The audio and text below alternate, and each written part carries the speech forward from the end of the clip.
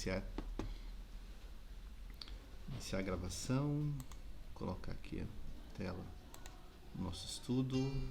Ó, tem até musiquinha, hein? Vocês viram? Vinheta, né? Muito bem. Só que não é assim que eu quero. Quero de um outro jeito. Que é como... Deixa eu alterar aqui. Duplicar. Muito bem. Acho que agora vai funcionar. Muito bem. Mas vamos fazer uma oração para a gente começar? Senhor meu Deus, te louvo e te agradeço, Senhor, por esse tempo aqui juntos, para conhecer mais das tuas verdades, mais da tua palavra, Senhor. Vem nos ensinar, vem nos dar entendimento, compreensão a respeito da tua verdade, Senhor, é o que eu te peço. Em nome de Jesus. Amém. Muito bem. Fazendo uma recapitulação daquilo que nós vimos na semana passada, né? A gente estava passando alguns dados a respeito da Bíblia. E na ocasião a gente falou que, né, a nossa Bíblia ela tem 66 livros, tá? Porque essa é a versão protestante da Bíblia. Só contando um pouco de história, né? Com a Reforma Protestante, os reformadores eles tomaram como decisão voltar todo o conhecimento, todo o ensino para as origens. O que isso quer dizer? Quer dizer que eles, ao invés de olhar as traduções latinas da Bíblia que existiam naquela época, eles decidiram buscar as traduções nas línguas originais, no hebraico, no grego, e estudar esse material a partir dessas versões. Só que nesse estudo eles descobriram que aproximadamente em meados do século II, a gente está falando aí de 230, 260 depois de Cristo, a igreja daquela época usava apenas 66 livros. E havia outros que eram chamados de apócrifos que não eram reconhecidos pela igreja lá do século II.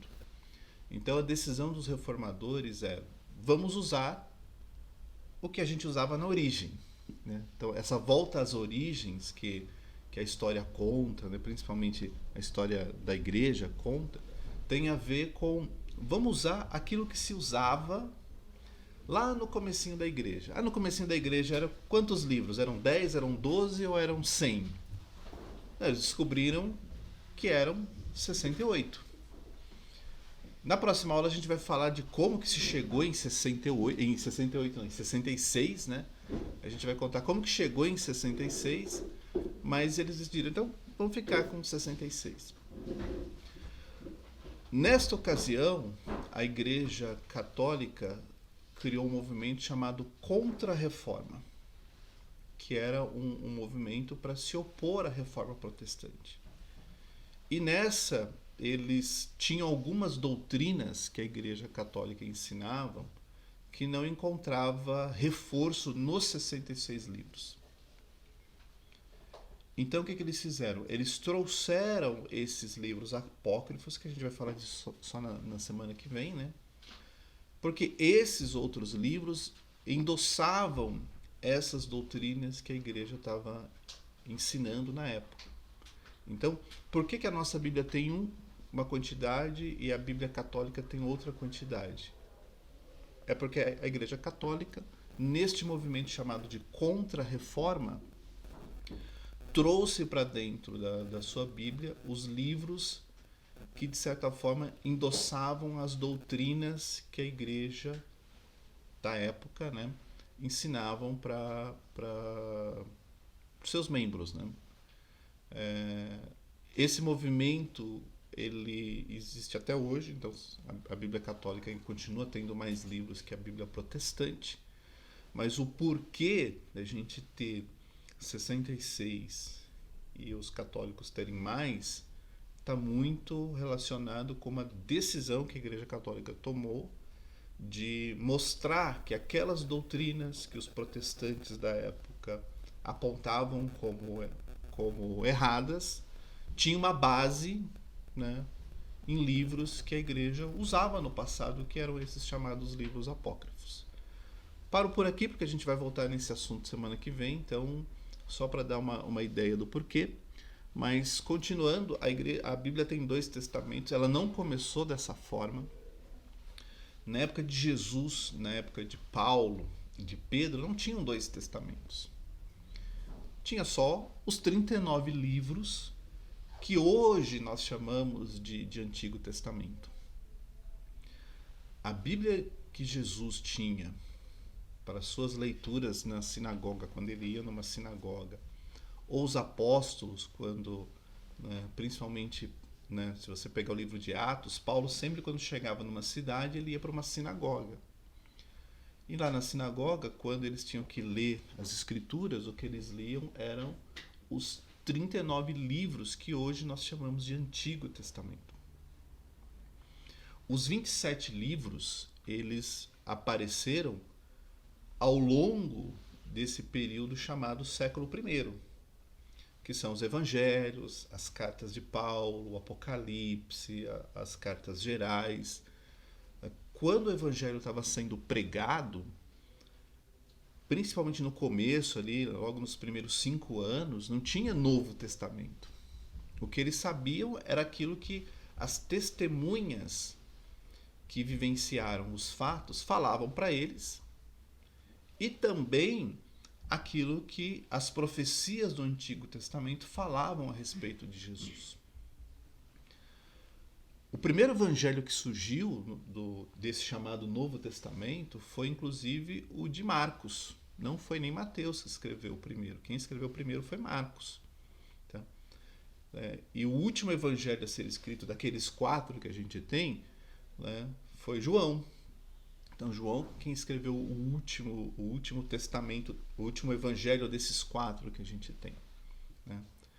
E ao longo dos anos, a igreja não tinha os 27 livros do Antigo Testamento, do Novo Testamento. Eles estavam escritos, mas algumas igrejas tinham 4, outras tinham 8, outros tinham 12, outros tinham 20, né?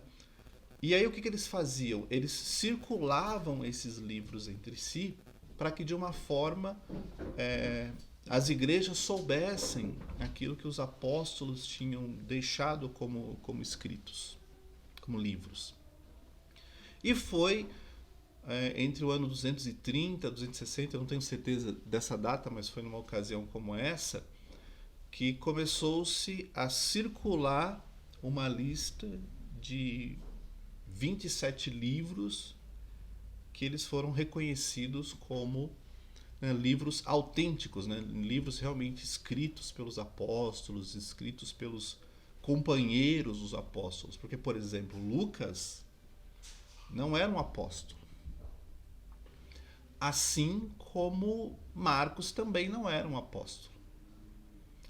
Mas mesmo não sendo, eles eram companheiros próximos aos apóstolos, e os seus livros acabaram sendo incluídos nisso que a gente chama de... Acho que é bom agora fechar, né? Começou o fundo musical. Né? E por que a gente tem uma lista? Alguém arrisca? Existe uma explicação, Val, do porquê que a gente tem. Ô Marquinhos, né? Tem uma explicação do porquê. E a explicação, né, não se assustem, mas as coisas no passado, elas só se resolviam porque a igreja entrava em polêmicas. Sempre foi assim, até hoje inclusive, tá? E surgiu uma polêmica naquela época. A polêmica era o seguinte: o cristianismo, acreditando ou aceitando ou não, o cristianismo ele nasceu do judaísmo. Por quê? Porque os discípulos de Jesus eram judeus. Eles tinham a lei, eles tinham as suas tradições, eles tinham tudo. Quando eles começaram a crer em Jesus como Messias, a seguir Jesus como Messias, eles não acreditavam que estavam trocando de religião. Porque para eles, Jesus era simplesmente o cumprimento das promessas. Então, não existia cristianismo naquela época. Na Antioquia, e a gente está falando de, isso inclusive está no livro de Atos, na Antioquia, os seguidores de Jesus começaram a ser chamados de cristãos. Então eles eram cristãos. Mas ainda assim eles se identificavam como judeus, porque para eles era a realidade deles. Com o passar do tempo, o evangelho atingiu os não-judeus, que são chamados de gentios. Só que os gentios, os não-judeus, eles começaram a ganhar muito mais quantidade de convertidos do que os judeus. Então, a quantidade de gentios na igreja se tornou muito maior do que a quantidade de judeus. E aí o que acontece? Em algum momento, a igreja cristã, formada pela sua grande maioria de não-judeus, começou a olhar o judaísmo como uma religião que crucificou Jesus. Eles começaram a tirar a culpa da crucificação dos romanos e começaram a atribuir aos judeus. Principalmente aos judeus não cristãos, né? Porque os cristãos, né, estavam lá convertidos. E aí começou-se a ter uma rivalidade entre cristãos e judeus. E isso, pessoal, é metade do século I já. Você já vê Paulo pregando o evangelho em algumas cidades e os judeus resistindo àquela pregação, porque aquela pregação tirava pessoas da sinagoga e levava para as igrejas. E para os judeus aquilo era ruim, porque era menos gente, né, nas sinagogas, menos gente contribuindo, porque também tinha uma questão financeira aí. E a igreja, então, a igreja cristã passou a olhar o judaísmo como um concorrente. Não estou brincando, é história, tá? Na próxima semana eu vou trazer algumas fontes para mostrar para vocês. Começaram a ver como um concorrente. Um homem dentro da igreja, chamado Marcião, ele começou a promover uma doutrina para desapegar nossas tradições das tradições judaicas, de forma que a gente não tivesse mais nenhuma conexão com as origens judaicas. Para isso, o que ele fez? Ele descartou todo o Antigo Testamento, porque ele ensinava que o Deus dos judeus não era o mesmo Deus dos cristãos. E ele começava a mostrar que o Deus dos judeus do Antigo Testamento, ele tinha uma lei, ele castigava, ele mandava pragas, ele fazia um monte de coisa. E o Deus dos cristãos, que é o Pai de Jesus, não podia ser a mesma pessoa, porque ele era amoroso, porque ele era compassivo, porque ele era misericordioso. Então ele começou a ensinar que essas crenças eram completamente antagônicas, né? Opostas, não podiam ter nenhum tipo de conexão. Só que naquela época já tinham 27 livros correndo. Então o que ele fez? Ele pegou e falou, bem, esses 27 livros que a gente chama de Novo Testamento, eles precisam ser revisitados. Vamos tirar tudo aquilo que é tradição judaica desses livros para a gente ter só a mensagem cristã. Então, de cara, ele falou, o único evangelho que pode ficar aqui é o evangelho de Lucas. Porque os outros evangelhos são muito judeus. Tira os outros 3. Ele pegou algumas cartas de Paulo, tirou alguns trechos e excluiu muitas cartas de Pedro, de João, de Hebreus, porque eram muito judaicas. E começou a promover isso dentro da igreja. E aí os demais líderes da igreja, quando começaram a perceber que isso estava contaminando e tirando, né, toda a tradição, toda a crença que a igreja tinha nos últimos quase 200 anos, eles reagiram a isso criando uma lista oficial de quais são realmente os livros da Bíblia. E esta lista oficial, que a igreja, para se contrapor ao ensino de Marcião, essa lista incluía sim os livros do Antigo Testamento, porque o próprio Jesus fazia menção a esses livros, então não podia tirar coisas que o próprio Jesus fazia referência. Jesus fazia referência a Adão, fazia referência a Jonas e a Davi, a outras pessoas, então não podia cortar, senão a gente ia ter uma história sem começo. E eles trouxeram esses 27 livros, porque esses 27 livros já eram aceitos pela igreja em meados do século II, então não dava para descartar. Então nós temos 66 livros, porque esses 66 livros foram frutos de uma reação que a igreja precisou ter a uma polêmica que aconteceu no meio da igreja. Opa, caiu de novo.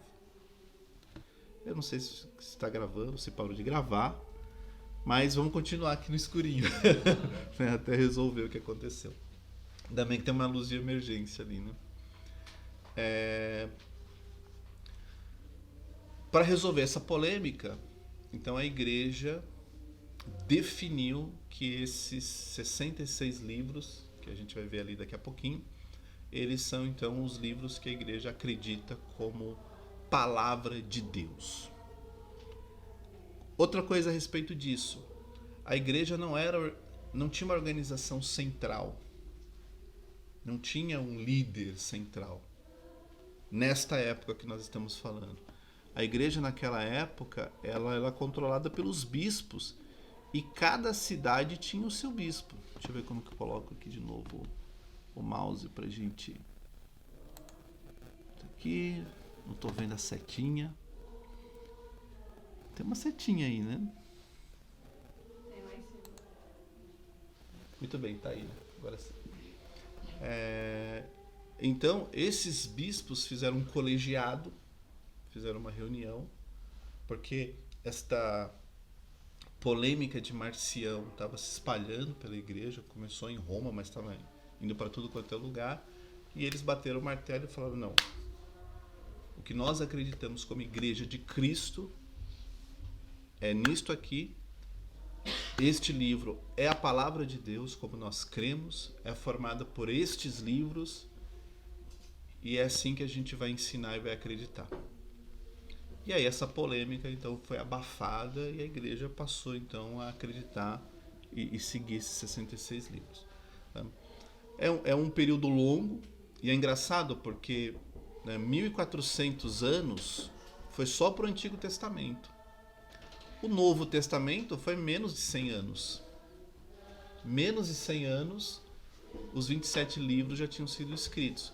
Porque imagina, se Cristo morreu, Val, ali no ano 33... O último livro, segundo as evidências que a gente tem aí na história, foi escrito em 95, tá? Então você imagina, né? Faz aí 95 menos 33, esse foi o tempo para se escrever os 27 livros do Novo Testamento, né? O curioso é que ao longo de todo esse período, 40 pessoas diferentes foram usadas aí, inspiradas por Deus para registrar aquilo que nós acreditamos que é a verdade divina.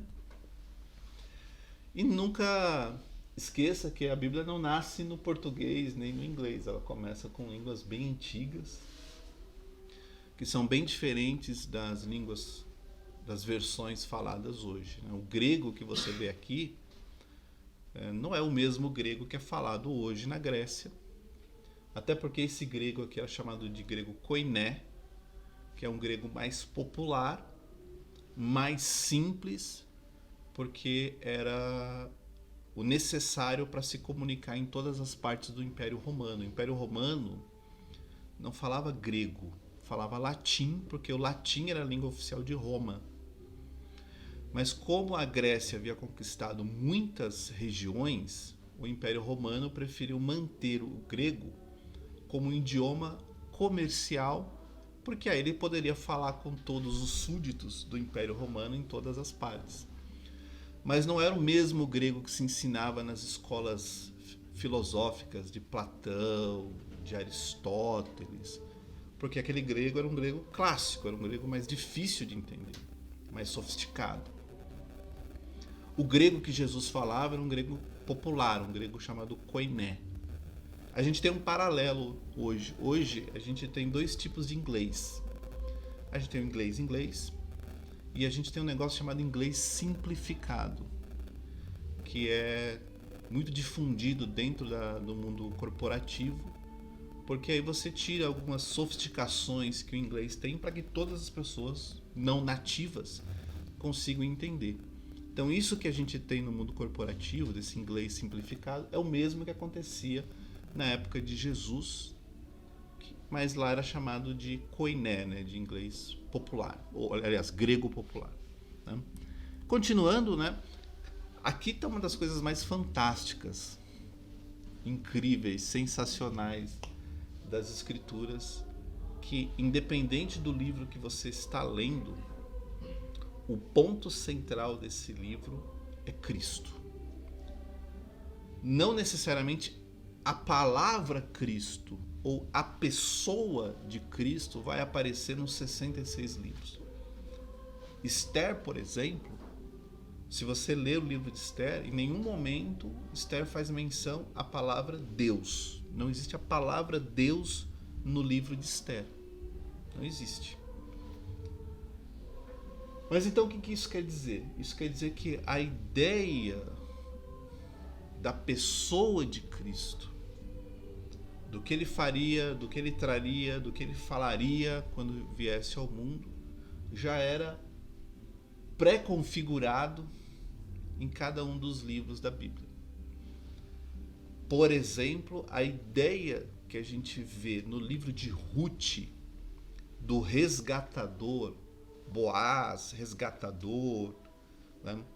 Por mais que aquilo tenha uma conexão direta com a lei de Moisés, porque a lei de Moisés argumentava aí sobre a necessidade do resgatador, aquele resgatador é um tipo, né? É um exemplo do resgate que Cristo fez com toda a humanidade. Então, é por isso que Cristo é o ponto central, porque por mais que ele não apareça sendo mencionado em todos os livros, a ideia da sua missão, do seu ministério, do seu papel para a humanidade aparece aí nos 66 livros da Bíblia. Outra coisa que é muito bacana é que o conteúdo é super diversificado. Deixa eu me ajeitar aqui. Você vê muita história, então uma boa parte da Bíblia é formada por história, mas também tem muita coisa na Bíblia que são profecias. Deixa eu colocar o apontador aqui. Profecias. Mas você não tem só histórias e profecias, você tem poesias, você tem leis, você tem provérbios, você tem epístolas. Então você tem um conteúdo bem diversificado dentro da Bíblia.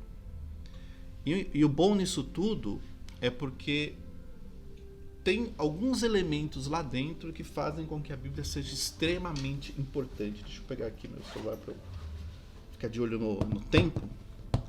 E a pergunta, por que então a Bíblia é importante? Olha para isso aqui, esses são os dados.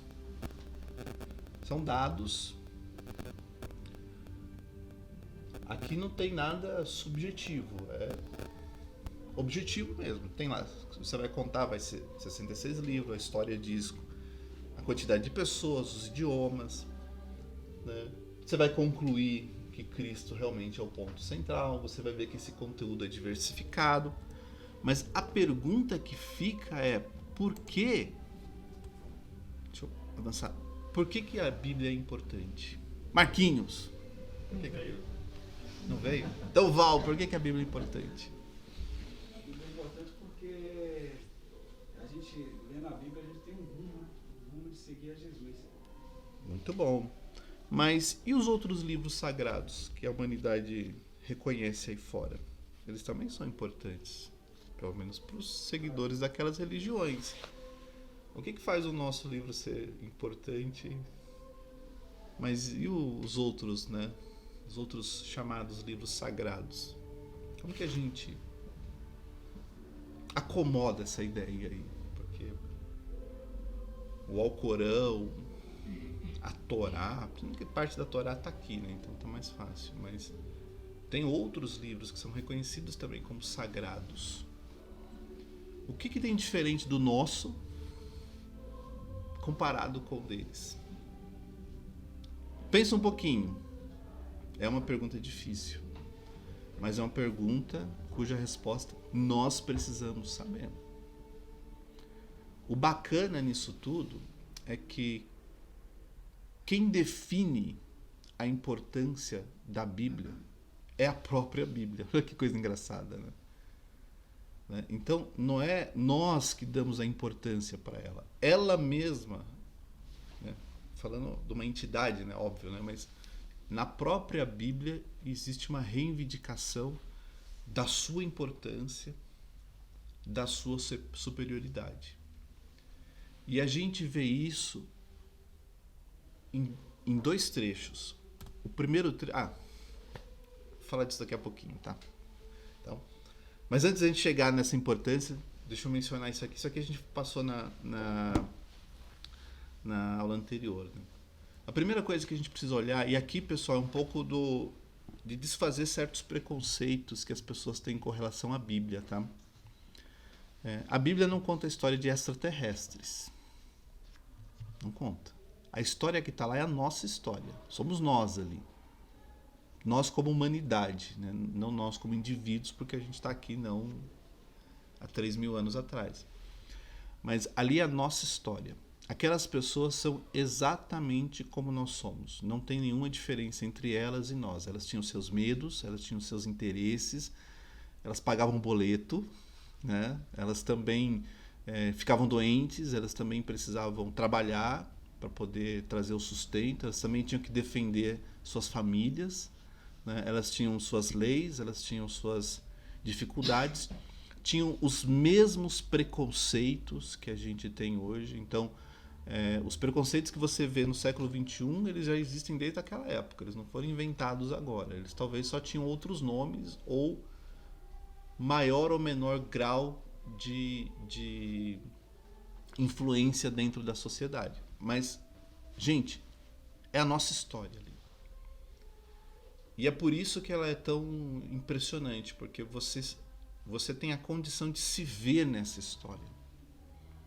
Quando você vê um cara como Davi chegando, né, da rua, encontrando a sua casa totalmente destruída, seus filhos sequestrados, sem saber o que aconteceu, se eles ainda estão vivos, se eles ainda estão mortos, que ele se ajoelha e chora até não ter mais força para chorar, não é nem um pouquinho diferente de nós quando a gente está diante de um problema que a gente não tem o que fazer.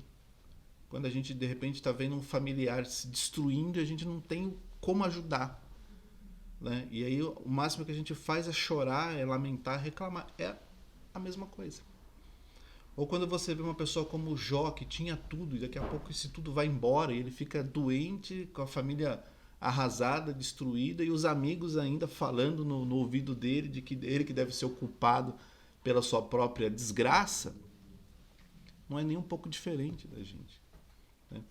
Quando você vê uma pessoa que tinha tudo como Salomão, e aí começa a se sujar com diversas contaminações espirituais, e acaba do jeito que acabou, não é diferente de ninguém que, se vacilar, vai ter exatamente o mesmo caminho. Então, ali é a nossa história. Eu acho engraçado as pessoas dizerem: eu não acredito na Bíblia. Mas por quê? Porque ali tem muita lenda. Qual? Né? Adão e Eva. Mas por que Adão e Eva é uma lenda? Né? A gente vai falar de evolução na próxima, né? Mas por que Adão e Eva seria uma lenda e não um fato? Só porque está na Bíblia? Então, se tivesse em outro livro, seria reconhecido ou não? Você vê que é muito de preconceitos que a gente não consegue sustentar. Mas aquele negócio da árvore, do conhecimento, do bem e do mal, que o homem comeu, né? O que as pessoas não percebem é que a Bíblia, na verdade, ela é uma história de redenção. Todos nós gostamos de história de redenção. Elas estão no cinema o tempo todo. É o mocinho que passa por um problema, aí ele enfrenta as dificuldades e lá no final ele vence o inimigo e vence, todos vivem felizes para sempre. Essa história está em todo lugar. No cinema, então, é o que mais se conta. Desde a época de Shakespeare até passando pelos Vingadores, Guerra Infinita, é isso.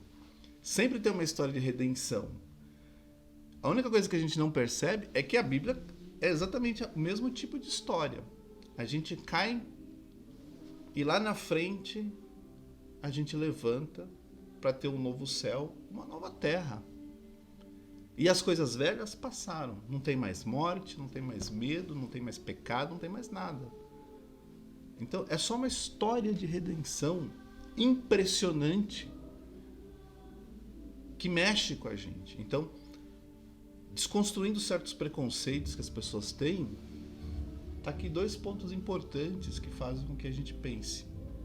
Eu estou lá representado para bem e para mal, e aquela história mostra que a gente tem chance no futuro, chance de dar certo. Tudo bem até aqui, pessoal? Sim?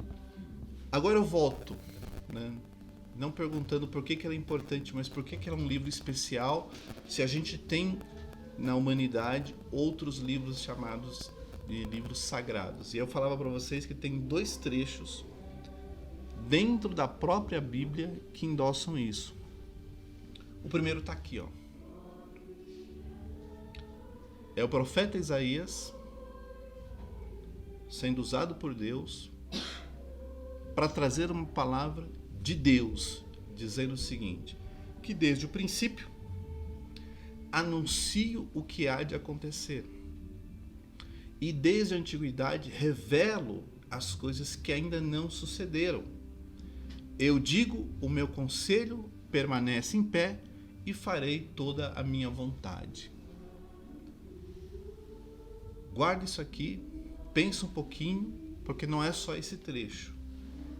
Tem um outro trecho da própria Bíblia reivindicando por que ela é um livro especial, que está no mesmo Isaías, mas em outro capítulo, que diz o seguinte: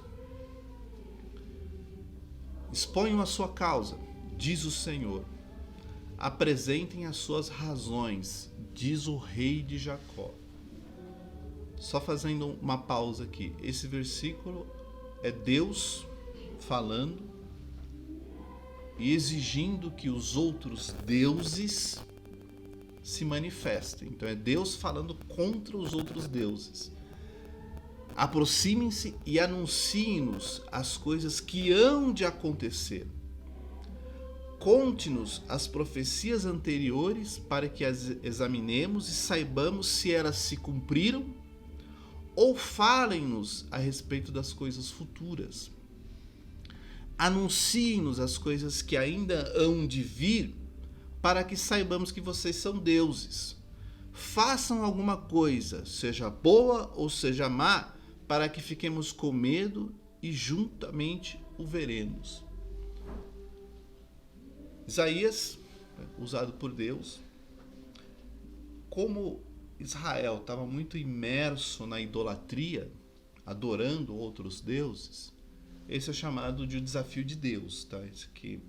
Esse trecho aqui é reconhecido, né, como desafio de Deus. Deus desafiando todos, inclusive os outros deuses, a dizer o seguinte: olha, me fala uma coisa que vai acontecer, que ninguém viu, e mostra que isso vai acontecer exatamente como você falou. Porque eu, e aí conecta com o versículo anterior, né? Eu, o Senhor, desde o princípio anuncio o que vai acontecer, e desde a antiguidade eu revelo as coisas que ainda não sucederam. Então, o que faz o nosso livro ser especial está exatamente aqui, ó. as profecias. Profecia é algo extremamente importante dentro da Escritura, porque elas se cumprem exatamente como elas foram anunciadas.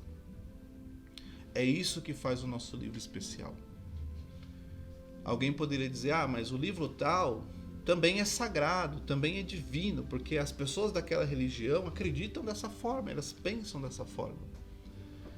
Mas acontece que o nosso, e aqui você vê que é a própria Bíblia dizendo, né?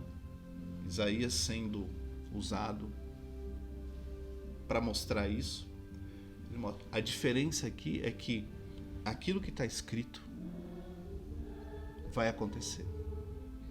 Se não aconteceu ainda, é só esperar que vai acontecer. Então, a principal diferença é que as profecias da Bíblia, então não é só a história, não é só a poesia, não é só a lei, não é só as cartas, não é só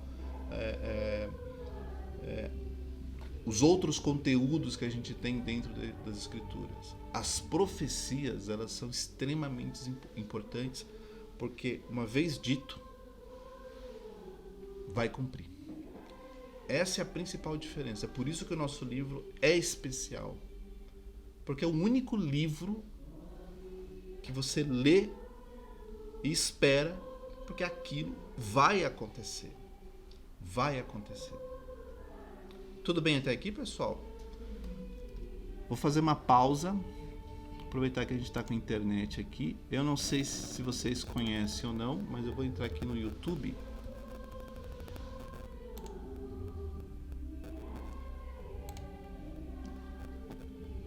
Não sei se vocês conhecem essa youtuber aqui, ó.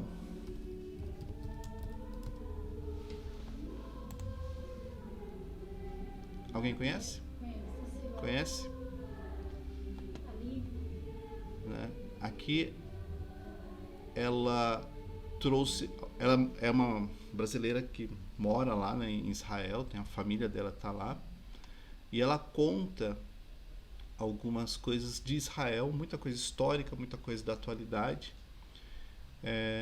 E aí ela comentou a respeito de algumas profecias que estão acontecendo neste momento lá em Israel. Ela falou assim, isso aqui a Bíblia falou e agora aqui a gente está vendo acontecer.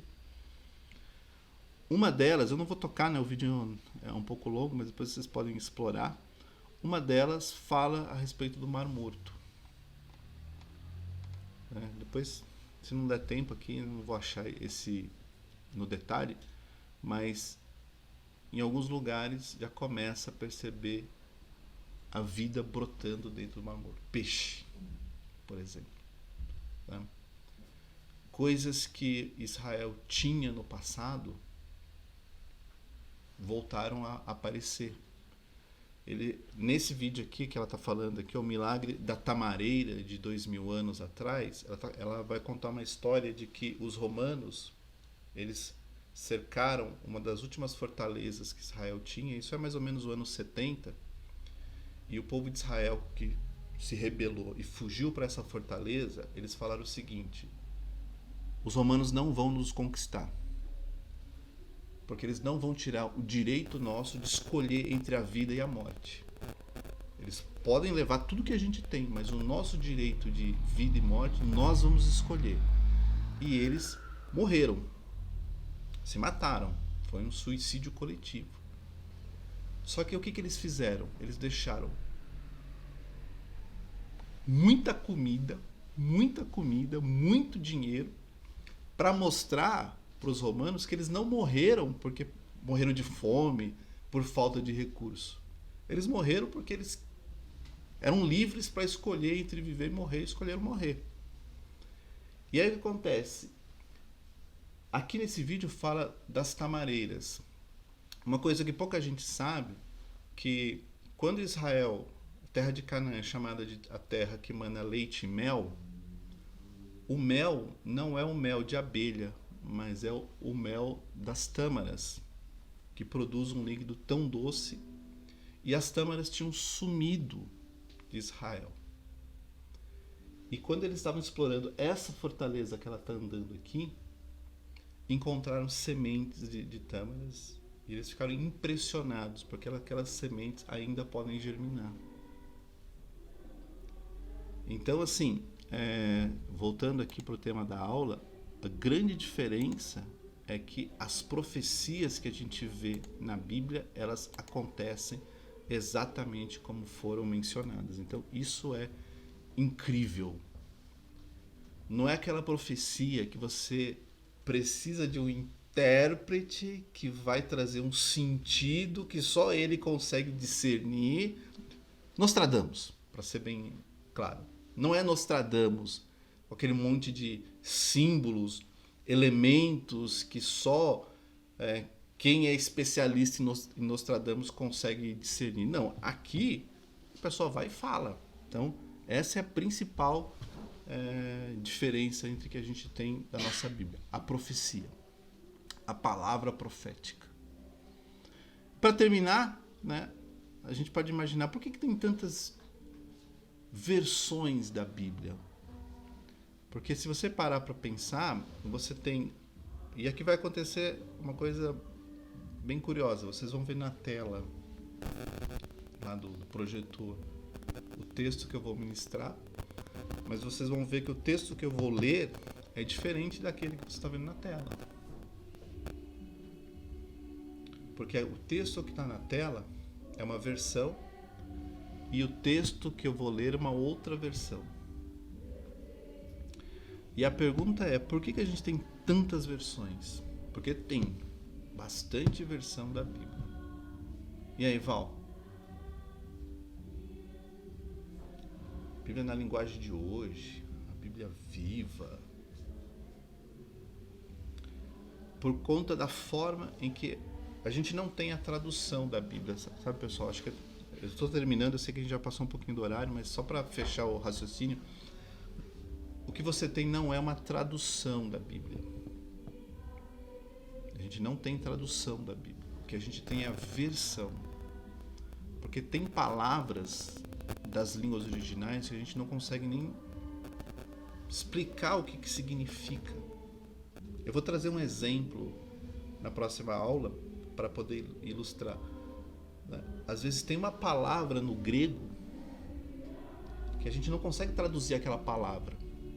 Então o que a gente faz? A gente cria uma frase para tentar explicar aquela palavra, porque ela não tem uma correspondência no nosso idioma. Então o que a gente tem na verdade não é uma tradução. O que a gente tem são versões. E essas versões, elas têm basicamente dois tipos. Uma versão que tenta pegar a palavra e traduzir essa palavra o melhor possível, porque não dá. E aquela que tenta capturar só o pensamento. Então o tradutor, né, o chamado tradutor, o que ele faz? Ele lê o texto na língua original, ele fala, essa palavra eu tenho uma tradução para ela, vou lá e coloco. Essa palavra aqui eu também tenho uma tradução, vou lá e coloco. Essa palavra também tem uma tradução, vou lá e coloco. Aí o que ele faz? Ele vai ler. Aí ele vê que quando ele traduz ipsis literis, né, palavra por palavra, fala, não faz sentido. Então o que ele faz? Ele vai e reorganiza a frase de forma que faça sentido para quem está lendo hoje. Porque aquela tradução faria sentido para o leitor hebraico, aramaico ou grego de séculos atrás. Mas para hoje a gente não conseguiria entender o que aquela tradução, palavra por palavra, fez. Então o que ele faz? Ele reajusta de forma que faça sentido. Mas ainda assim é a palavra traduzida, só que adaptada para fazer sentido para nós. Outra coisa é ele ler a frase original e trazer o pensamento daquela frase para a tradução que ele está escrevendo, o português, por exemplo. Então, a Bíblia viva, a Bíblia na linguagem de hoje e outras são Bíblias que traduzem pensamento por pensamento. Para estudo bíblico, esse lado de cá é o melhor, porque você capta mais a essência. O lado de lá já é alguém que interpretou aquele versículo e trouxe uma percepção daquele versículo para o dia de hoje. É ruim? Não vou dizer que é ruim, mas Bíblia Viva, Bíblia na Linguagem de Hoje e outras que eu vou trazer semana que vem são traduções ou versões aonde o intérprete ou o tradutor, vamos melhor assim dizer, né, ele tentou condicionar aquele versículo, mas tem um pouco da percepção dele ali. E aí a percepção humana é humana, pode servir para um, pode não servir para outro. Paro aqui com vocês aí cheio de interrogação no rosto, né? Para a gente continuar na próxima semana, tá bom? Semana que vem a gente vai... E aí eu vou trazer um pouco mais de história. E aí fechamos a Bíblia e vamos para os temas mais polêmicos que a gente tem pela frente. Pessoal, obrigado. Que Deus abençoe vocês, né? E semana que vem a gente continua aí em nome de Jesus. Deus abençoe.